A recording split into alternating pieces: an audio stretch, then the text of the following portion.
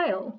Just following on from our PD day that we did in Melbourne at the start of the year, I've been looking at a couple videos and PD courses that we can do that are all about giving constructive feedback.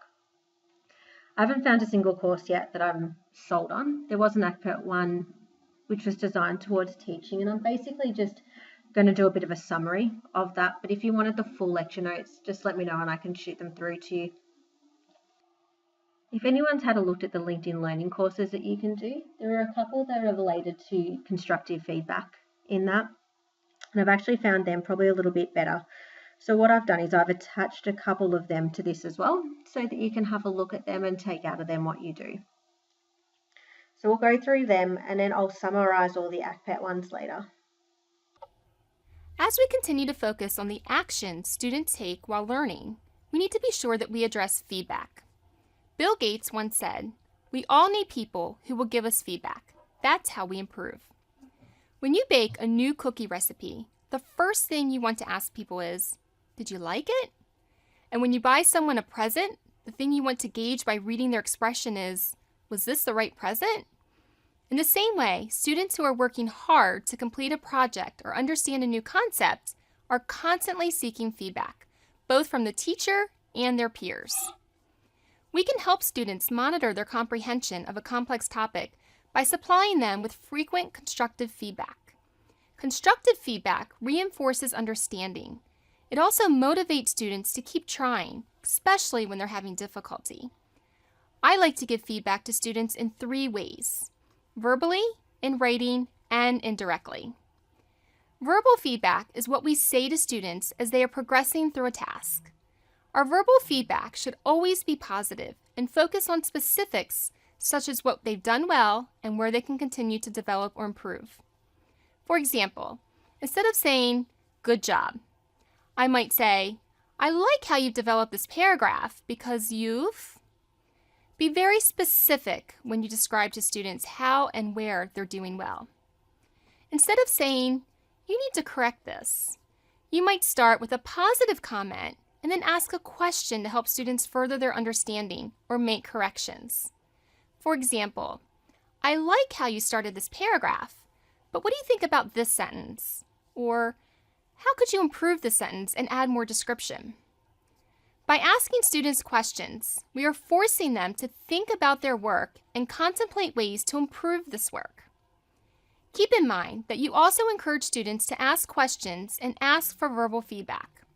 For example, if students can identify that there is a topic that they don't understand, we should encourage students to ask questions that will allow them to continue making progress. A short 2 or 3 minute conversation about a student's progress with a challenging topic can reroute a student from feeling frustrated to feeling motivated. The second type of feedback is written feedback. Most often, written feedback is given in the form of a rubric. When we give a student a rubric, we are conveying the standards for the assignment. Students can use a well-defined rubric to get feedback on how well they are meeting the standards for the assignment. For topics that are extremely long or complex in nature, it's best to break up the task into smaller parts and provide a rubric for each part. This way, students have continual feedback throughout a long project and feel more motivated to continue as they see the progress that they are making along the way. Along with rubrics or other scoring tools, it's always more beneficial to students if we write meaningful feedback on their papers and not just give them a grade. Let them know what they've done well, and if needed, give suggestions for how to improve. Our last feedback style involves indirect methods. For example, you can give the entire class indirect feedback about the best way to answer a test prompt by showing an example of an exemplary response. You would also want to be sure to show students a less than ideal response and how it compares to the exemplary response. These examples of indirect feedback are a really efficient use of your time as a teacher because they allow you to reach many students at once instead of one at a time. And these types of indirect feedback encourage students to build their skills, making inferences from examples. A combination of these 3 types of feedback, verbal, written, and indirect, keeps students focused and motivated while also allowing them to get the help they need to conquer complex topics. Imagine you're an athlete. It goes without saying the only way you'll improve your performance is by practicing, getting feedback, making small improvements, and practicing again. Receiving feedback is part of the process, a way to understand what you're doing well and how you can improve. If this is an essential and welcomed method in sport, why is it that receiving and giving feedback can be such a tricky process in other areas of our lives? Often, part of the reason we don't like to ask for feedback is when others suggest improvements, it feels like a criticism or something very personal. On the flip side, giving feedback can be tricky if you feel that you don't want to offend the other person. The key to feedback, however, is to remember that it's just a tool, not a personal attack on you or your character. It's a process that will help you to get better at what you do, continue what you're already good at, and build better relationships. It's important to be sensitive in how you provide feedback. By focusing on ways that people can improve rather than what they're doing wrong, it makes the experience more positive. Generalised feedback that starts with "you always" actually isn't that useful. So, when giving feedback, if you keep it specific, it makes it easier for the other person to absorb the information and plan how to make improvements to specific actions, tasks, and behaviours. When you ask others for feedback, if you ask, "What can I do better?" rather than "What am I doing wrong?" it flips the response into a more positive mode. Focusing on constructive feedback, where you can actually make changes or improvements, is key. You want to use feedback to help reach your potential, so it's crucial you get comfortable with viewing feedback as a process to help you achieve more, build strong relationships, and improve your performance. Now imagine again you're an athlete and you've plateaued in your performance. If you don't receive feedback from your coaches or colleagues, how can you make changes to improve your performance? If you were advised you need to concentrate on perfecting a specific movement to get better at your sport, the chances are you would relish that feedback and you'd be thankful. Sure, you may be a bit disappointed that you need to make improvements, but for athletes, that feeling is outweighed by the desire to improve and to keep developing. So why should your personal or work life be any different? If you're not actively seeking feedback, you're at risk of falling into the potential trap, never quite reaching your potential because you're unclear on how you come across to others and what you can change to improve. Think about how you receive feedback from others. Is it a positive or negative process for you? Does it leave you feeling grateful or uncomfortable? What can you do to make sure that you don't fall into the potential trap? If I look at the ACPET PD, the things that I took out of this the most were that feedback should be given in a timely manner. The quicker that we can get feedback to the students, the quicker that it's actually going to make sense to them, and they'll be able to take that on board a lot better. So even when we're doing all of our marking, we really want to try to make sure that we're getting this done within a week of them submitting it, so that it's still fresh in their mind and they've got time to act on it quickly.